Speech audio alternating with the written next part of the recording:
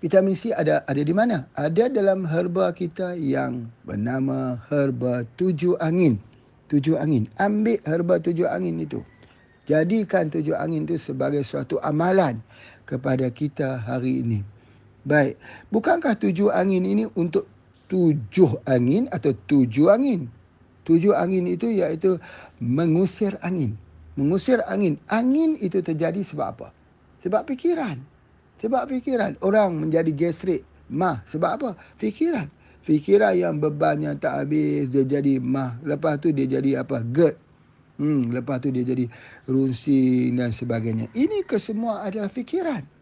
Jadi macam mana nak hilangkan fikiran? Angin. Angin yang kita kata fikiran itu. Kalau yang belajar dulu, selalunya disebut angin ada tiga.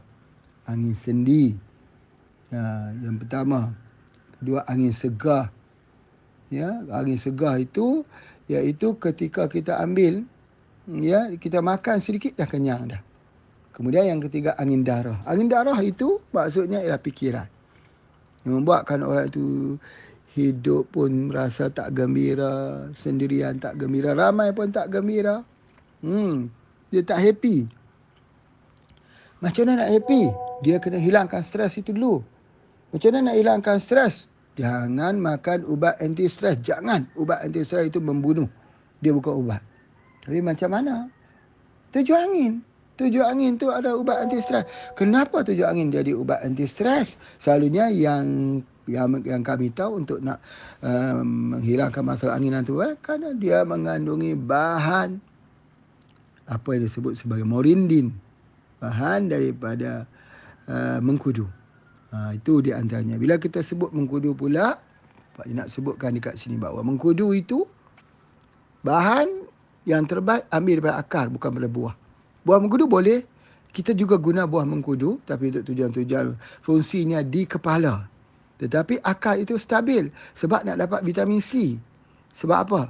Kalau mengkudu itu ambil di kepala, bukan, mengkudu itu ambil buahnya untuk tujuan rawatan di kepala adalah untuk mendapat melatonin, tidur yang berkualiti yang dikeluarkan oleh pineal gland di otak manusia akan terembes keluar. Pemicunya ialah apa? Pemicunya ialah melatonin daripada buah mengkudu. Tetapi yang ini bukan melatonin yang kita nak. Untuk angin ini, untuk masalah menjadi keracunan dalam tubuh badan ini, ialah kita nak vitamin C-nya. Macam mana kalau saya beli vitamin C yang ada di apotek yang menjualnya, apotek yang menjualnya, di farmasi yang menjualnya, boleh atau tidak? Tak boleh. Kerana vitamin C itu menyebabkan iritasi. Vitamin C itu adalah vitamin C yang bersifat iritasi. Kalau kita mengambil dengan jumlah yang banyak akan menyebabkan batu karang. Akan menyebabkan berlakunya orang kata gangguan di dalam tubuh badan. Jadi vitamin C ini mesti ambil bersama with flavonoid. Dia tidak boleh ambil vitamin C only. Apa maksud vitamin C only ni?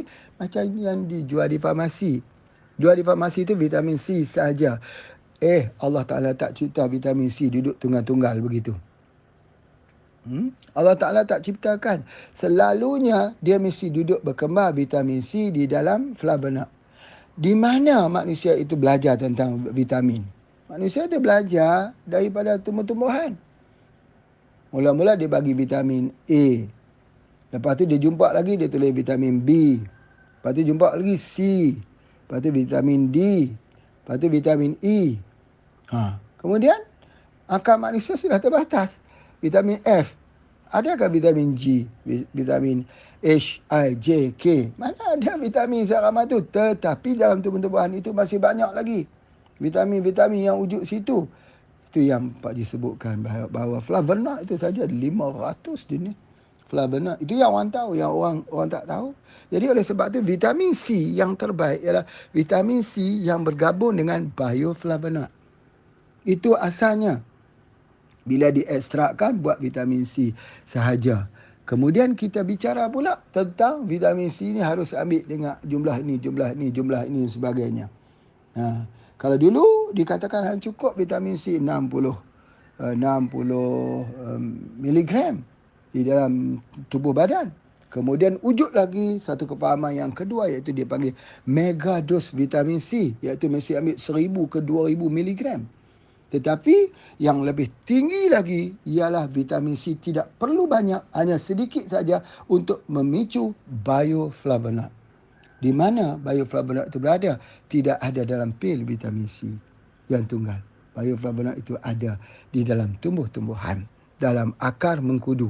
Dalam akar mengkudu. Jadi oleh sebab itu, di mana akar mengkudu itu berada? Di dalam herba tujuh angin.